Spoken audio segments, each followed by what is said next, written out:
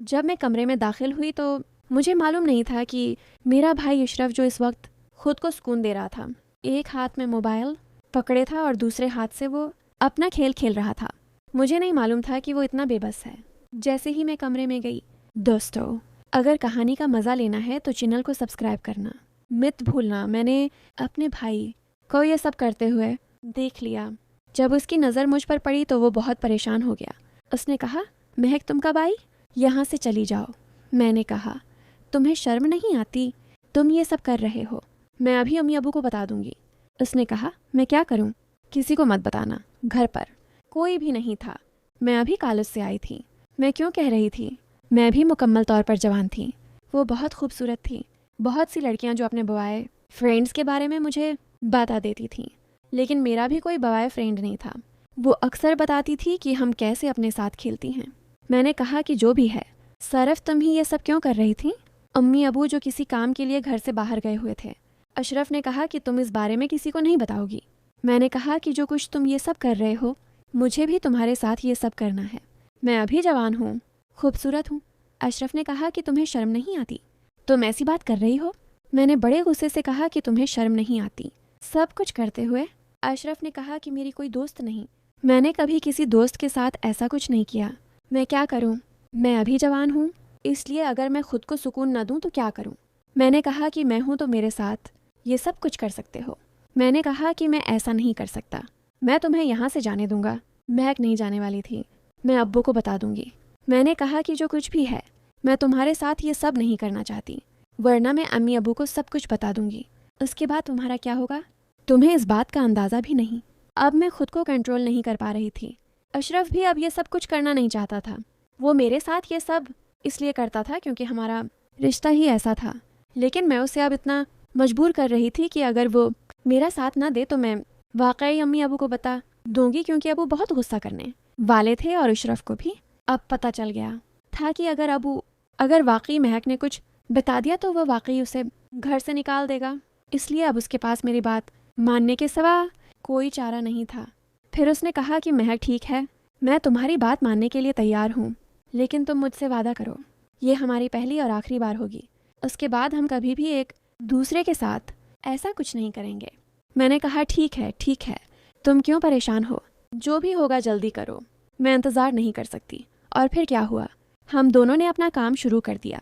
मैं भी जो उनकी खूबसूरती में ऐसा कोई ख्याल नहीं खेल रहा था, लेकिन अशरफ शायद कभी किसी के साथ ऐसा खेल नहीं चुका था या कोई फिल्म देखकर ये सब कुछ सीखा था। मुझे उसके साथ खेलने में बहुत दिक्कत हो रही थी। वो काफ़ी देर से कोशिश कर रहा था, लेकिन सही तरीके से खेल नहीं पा रहा था। मैंने कहा, चलें रखें, मैं अभी आती हूँ। कुछ देर बाद में कमरे से बाहर गई और वहाँ से वो चीज़ ले आई जो मैं अक्सर इस्तेमाल करती थी। ये बहुत प्यारी थी और अक्सर खेलने में मदद देती थी। जब मैंने उसे ये दिया तो उसने कहा, ये क्या है? मैंने कहा, इसे देख लो। अब भी तुमसे काम न बने तो फिर क्या करोगे? मुझे अब इस बात पर बहुत ज़्यादा हैरानी हो रही थी कि मेरे भाई लोगों को देख कर भी ये बात समझ नहीं आ रही थी। उसने कहा, जो भी है अब जल्दी करो, अम्मी अबू आ गए तो हमारा सारा काम अधूरा रह जाएगा, और आज जब तक तुम मेरा खेल मुकम्मल नहीं करोगे, इस वक्त तक मैं तुम्हें जाने नहीं दूंगी। अच्छा, ठीक है। इसके बाद अशरफ ने मुकम्मल तौर पर अपने आप को लोशन की मदद से खेलने के काबिल बना लिया, क्योंकि वो भी काफ़ी देर से कोशिश कर रहा था, लेकिन कुछ ख़ास हासिल नहीं कर पा रहा था। अब उसने थोड़ा सा अपने अंदाज में खेलना शुरू किया और उसे थोड़ा बहुत आइडिया मिल गया। पता चल चुका था कि खेल कैसे खेला जाता है। उसके बाद जैसे ही वो अपने मकसद में कामयाब हो गया, मुझे बहुत ज़्यादा तकलीफ़ हो रही थी। मैंने कहा कि ये इशरफ बंद करो। उसने कहा कि नहीं, अब रखने का वक्त नहीं है। मैंने बहुत कोशिश की।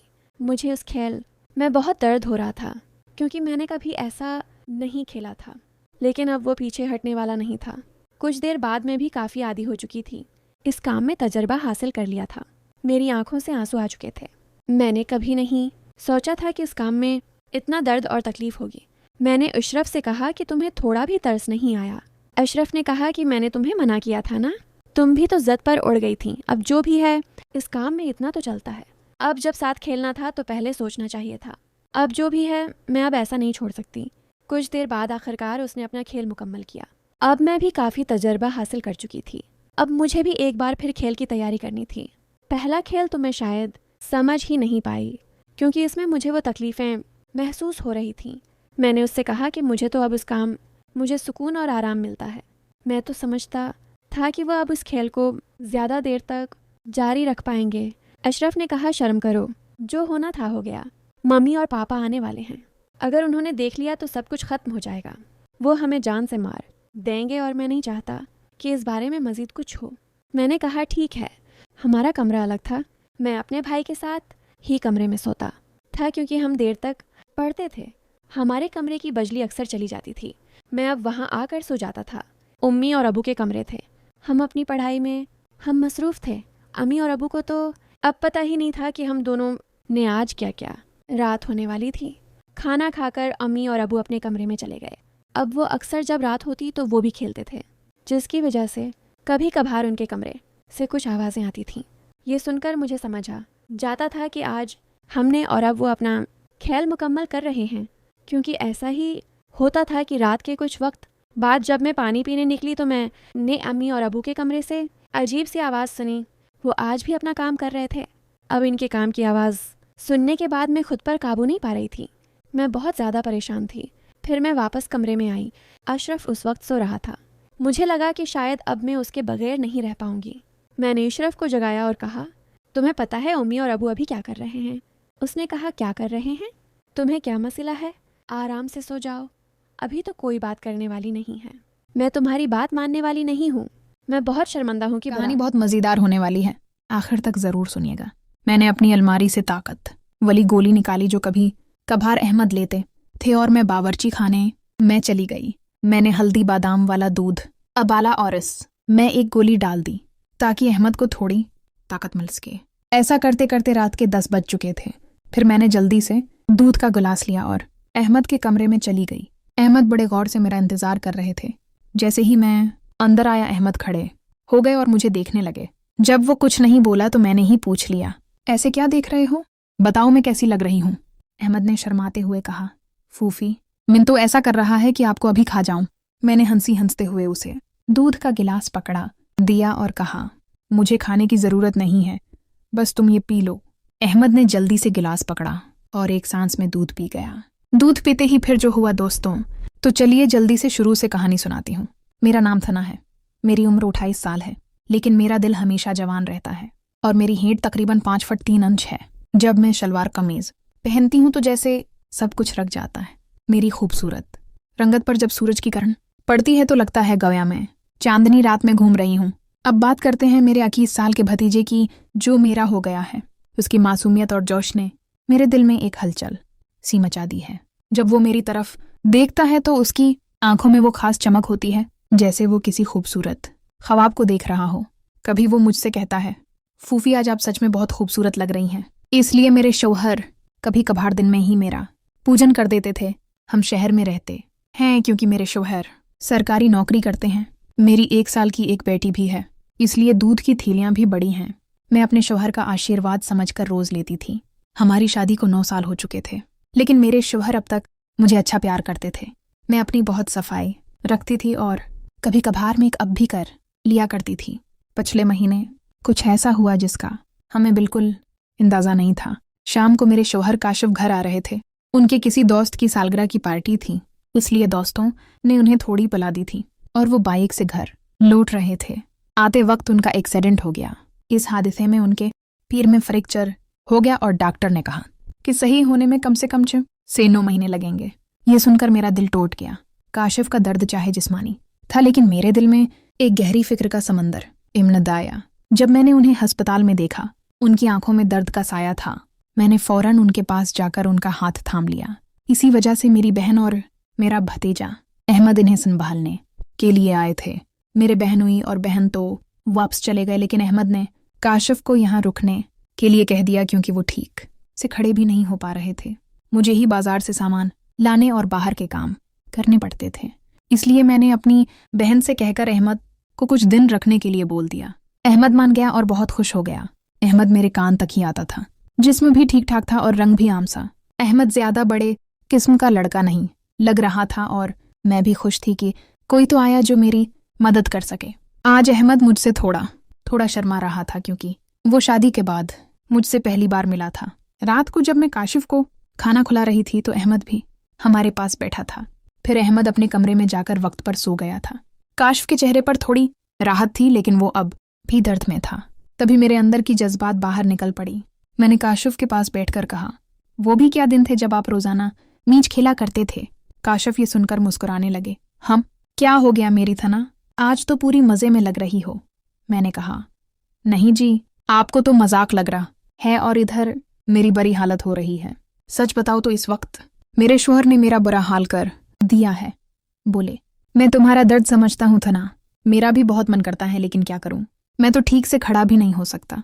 बस थोड़े दिन और निकाल दो, फिर देखना मैं इस गड़बड़ का क्या हल करता हूं। तभी मैंने कहा, थोड़े दिन नहीं, पूरे 6 महीने बाकी हैं पलस्तर उतरने में, और मेरा तो 1 महीने में ही ये हाल हो गया। पता नहीं आगे के दिन कैसे कटेंगे। मेरे शोहर मेरी उदासी दूर करने के लिए बोले, छोड़ो, नहीं तो कम से कम दूध ही पिला दो, डॉक्टर ने भी कहा है। तभी मैंने हंसते हुए कहा, हाँ, आपके नसीब में तो वो भी नहीं है, क्योंकि आपकी बेटी रानी ने पी लिया है। हम दोनों जोर जोर से हंसने लगे। मेरे शौहर मुझे खुश रखने की पूरी कोशिश करते थे, लेकिन मैं क्या करूं, सब बेकार था। थोड़ी देर बाद काशिफ सो गए, क्योंकि उनकी दवाइयों में नींद की गोलियां भी थीं। लेकिन मुझे नींद कहाँ आ रही थी, इसलिए मैं खड़ी होकर अहमद को देखने चली गई कि वो सोया है या नहीं। लेकिन अहमद अब तक जाग रहा था और मोबाइल देख रहा था। मैंने उसके कमरे में जाकर कहा, क्या हुआ अहमद, 11 बज चुके हैं और तुम अब तक नहीं सोए, लगता है तुम्हारा मन नहीं लग रहा है। अहमद उठकर बैठ गया और बोला, नहीं फूफी, ऐसी बात नहीं है, बस यूं ही फोन देखते देखते लेट गया। फिर अहमद ने पूछा, फूफी आप भी तो नहीं सोए। मैंने कहा, मुझे तो आजकल नींद ही नहीं आती। अहमद ने पूछा, क्यों, क्या बात हो गई। मैंने हंसते हुए कहा, नहीं, वो मैं तुम्हें नहीं बना सकती। जब तुम्हारी शादी होगी तो तुम्हें खुद ही पता चल जाएगा। मेरे मना से ऐसा सुनते ही अहमद ने अपनी नजरें नीचे झुका लें और अंदर ही अंदर मुस्कुराने लगा। तभी मैंने कहा, अरे तुम तो इतनी सी बात पर शर्मा गए। अच्छा बताओ, अभी तक कोई लड़की प्यारी है या नहीं। अहमद कुछ नहीं बोला, उसे अब भी शर्म आ रही थी। तभी मैंने उसका हाथ पकड़ा और कहा, अरे पागल, अपनी फूफी से इतना मत शर्माओ। आहिस्ता से बोला, फूफी सच बताऊं तो ऐसी बातों मैंने अब तक अपने दोस्तों से भी नहीं की हैं। मैंने कहा, अल्हम्दुलिल्लाह, अच्छा तो मुझे अपना दोस्त ही समझ लो, क्योंकि मुझे ऐसी बातों में बहुत मजा आता है। अहमद ने कहा, हाँ फूफी, एक थी लेकिन उसने अब मुझसे दोस्ती तोड़ दी है। मैंने पूछा, तुमने उसकी प्यारी तो कर दी होगी ना। अहमद बोला, नहीं फूफी, सच बताऊं तो मैं उसे दरअसल तरीके से छुआ भी नहीं था। मैंने मुन्ना बनाते हुए कहा, तुम तो बड़े भोले हो अहमद, चलो कोई बात नहीं, अब तुम मेरे पास आ गए हो तो मैं तुम्हें सब सिखा दूंगी। मैं बातें करते करते अहमद के कमरे में ही सो गई थी। सुबह जब मेरी आंखें खुलें तो अहमद बिस्तर पर बैठा हुआ मुझे ही देख रहा था। मेरे उठते ही अहमद ने मुझे गड मार्निंग बोला।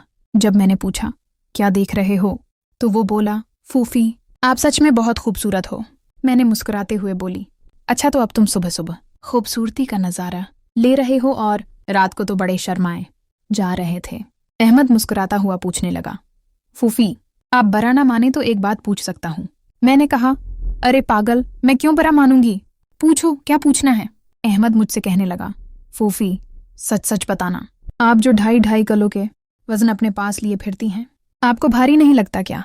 उसकी बात सुनकर मेरी हंसी निकल गई। इसके बाद अहमद मुझसे काफी खुल गया था और अब वो मुझसे ज्यादा शर्म नहीं करता था। इससे मैं भी बहुत खुश थी, क्योंकि अब मेरा भी वक्त अच्छे से कटने लगा था।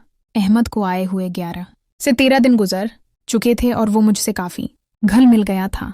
वो बाहर के सारे काम कर देता, बाजार से सामान ले आता और अपने चाचा को भी घुमा देता। मेरी तो बहुत खिदमत करने लगा था। शाम को मेरा सिर भी दबा देता और कभी कभार मेरे जिस्म को भी आराम देता। लेकिन मेरी फरमाइश दिन बदन बढ़ रही थी और मेरे शोहर की हालत अब भी वैसी ही थी। अब सब कुछ मेरी बर्दाश्त से बाहर हो चुका था। मैंने सोचा कि अब तो अहमद ही है जो मेरी मदद कर सकता है। वैसे मेरे पड़ोस में भी 3 लड़के रहते थे जो पढ़ाई करते थे। वो भी मुझे देखते थे। जब भी मैं छत पर बाल सिखाने या कपड़े सिखाने जाती तो वे मुझे ही देखते, और पहले तो मैंने सोचा कि उनमें से एक को पकड़ लो ताकि कुछ वक्त के लिए काम चल जाए। लेकिन फिर मैंने सोचा कि मैं उस घर की इज्जत हूं और कल को पता नहीं उनमें से कौन मुझे मेरे शोहर को बदनाम कर दे, इसलिए मैंने उन्हें भाव नहीं दिया।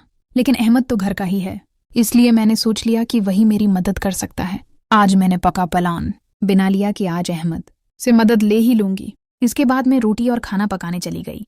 जैसे ही अहमद नहाकर ताज़ा दम होने के बाद बावर्ची खाने में आया, मैंने दूध निकालने का बहाना बना दिया।